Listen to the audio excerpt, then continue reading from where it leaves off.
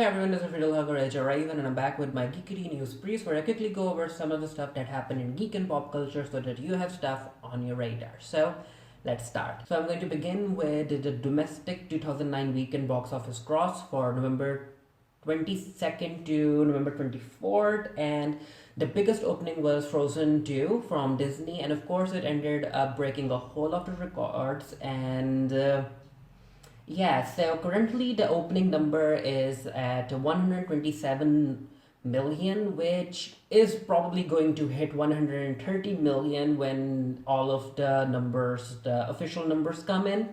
Ford versus Ferrari ended up dropping. Now, and also Charlie's Angels ended up dropping like more than 60%. I did an entire article about it regarding why it ended up failing at the box office. I wrote it especially after I can't really talk today. Elizabeth Banks ended up saying that ended up blaming men for not showing up for the film. It was a mess. Read the article.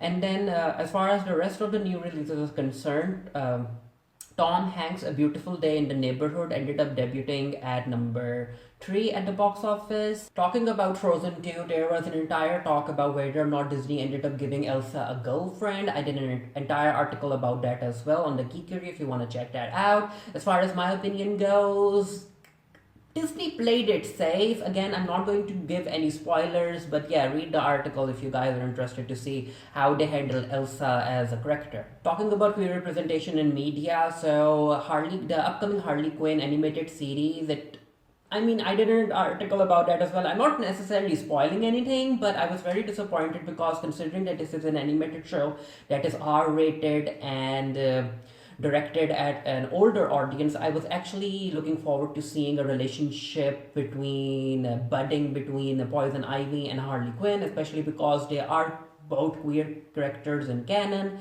and they are also in a queer relationship with each other. However, the new animated series has apparently straight-washed Harley Quinn and Poison Ivy, and I would have been okay if Harley and Poison Ivy wouldn't have been in a relationship together, but straight washing actual queer characters, it didn't make sense to me, especially because this is an animated show meant for adults, so I can't really see why the writers decided to go down this path. But yeah, I'm disappointed. So if you guys have been looking forward to watching the new Harley Quinn animated series, yeah, you should know that they ended up straight washing these two characters, and apparently there isn't any queer representation in the entire series either. Still on the topic of queer representation, yeah, apparently, come on, Kevin Hart. I wrote a lot about Kevin Hart during that entire debacle with him being asked to step down from not hosting the 2009 Oscars, and now Kevin Hart has ended up using that opportunity to make more money. So Netflix is going to release his new documentary after Jumanji 2 is released in December, and I'm like, Kevin Hart, why are you doing this? Why? The upcoming documentary is going to be 6 episodes long, and it's going to cover a year and a half of Kevin Hart's life. So it's going to talk about all of the controversy he had to face because of his homophobic tweets and jokes that resurfaced. And he is, as far as my opinion goes, I do feel that he is throwing a pity party right now, and I wouldn't be surprised if the documentary ended up featuring queer friends that he has, because you can't really be homophobic if you have queer friends, right? But it's 6 episodes long. I'm not going to say much, but I don't have high hopes from it. For those wondering what the upcoming Walking Dead spin-off is going to be called, we now have a title, and it's going to be called The Walking Dead World Beyond, which basically doesn't make any sense to me because the main Walking Dead series and Fear the Walking Dead and now this upcoming spin-off is still limited to American states, and the world beyond, you would think that it would go international, like they would go show how the zombie apocalypse is in China or how the zombie apocalypse is somewhere in Asia. So the world beyond doesn't make any sense to me as far as the title is concerned, especially because the story is still going to be contained in the US. Also, for those of you who are interested, we are going to do a Bitching Dead live webcast tonight. If you guys follow us on the Bitching Dead Facebook or even the main Geekiary Twitter, we will be posting a link for the live cast. So make sure to join us. We'll be covering The Walking Dead, the main series. The Walking Dead season 10, episode 6, 7, and 8. And also, apparently, The Walking Dead is supposedly going to finish with season 12, which, you know what, I'll believe it when I see it. If you guys are someone who have been very interested in that Release the Snyder Cut online campaign that has been going on for, I think it has been going on for more than a year now. Past week, if I'm not mistaken, it ended up gaining traction because apparently it's just a rumor right now. Apparently, Warner Bros. Is having talks with Zack Snyder about releasing a Snyder Cut. Gal Gadot ended up tweeting about it. Ben Affleck ended up tweeting about it. The only cast member that was absent was Henry Cavill, and people took notice. People were like, Henry Cavill, why aren't you tweeting about release the Zack Snyder campaign? But you know what? Henry Cavill is Henry Cavill. He likes to do what he wants. And someone asked him about whether or not he's still Superman. And apparently, according to Henry Cavill, he is still Superman because he has a lot of story to share with the audiences. And I'm like, Henry Cavill, as far as my opinion goes, right now, it just seems like a dream. I don't think Warner Bros. Considers him as Superman anymore. I wouldn't be surprised if they end up recasting him, and maybe if the Witcher series does well, maybe Warner Bros. Might still have him as Superman. I'm not really sure. Apparently, Henry Cavill is a very petty person. He doesn't necessarily get along with the rest of his co-stars, but yeah, also we ended up finding out a release date for The Rock's Black Adam movie.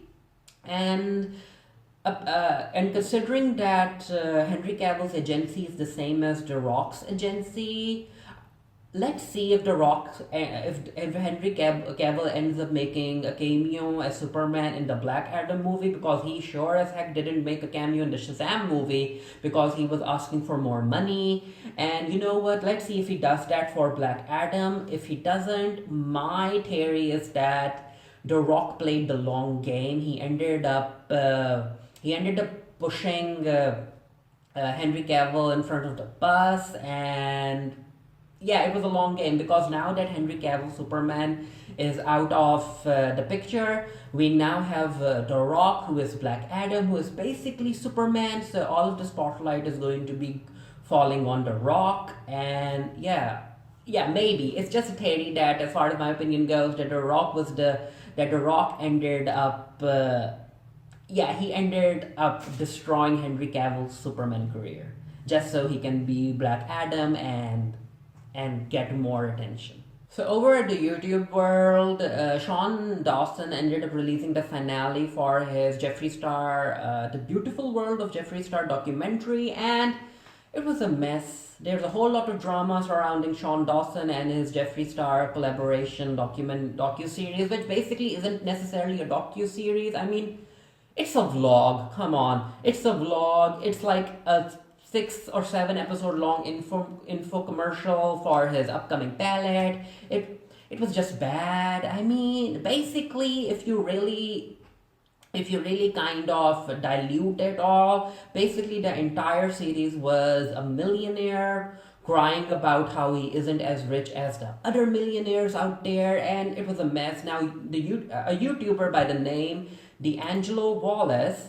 if I'm saying his name right, D'Angelo Wallace has ended up releasing a video titled Shane Dawson Manipulates His Audience into Spending Millions. Now, I recommend that you guys watch that video. I do agree with a lot that D'Angelo has shared in this video, especially how Shane Dawson hyped up his docu-series. He ended up showing scenes in the trailer that were not in the actual docu-series or the infomercial or the commercial for his palette. But yeah, it's an interesting take, and I do agree with him that it wasn't a docu-series. And basically at this point, I wouldn't mind James Charles making his own docu-series on the beauty world, because James Charles was the one who wanted to take a deep dive into into everything that happens behind the scenes in the beauty community and all of the toxicity that's a part of the beauty community. So maybe we should allow James Charles to make that documentary, because Shane Dawson didn't necessarily give us anything. So that's that for today's Geekiary News Briefs. Let me know what you thought of the news pieces that I shared with you. If there's any news pieces that you want to share with me, let me know about them down in the comment section below. And until next time, stay happy, stay safe, stay blessed, and I'll see you guys later.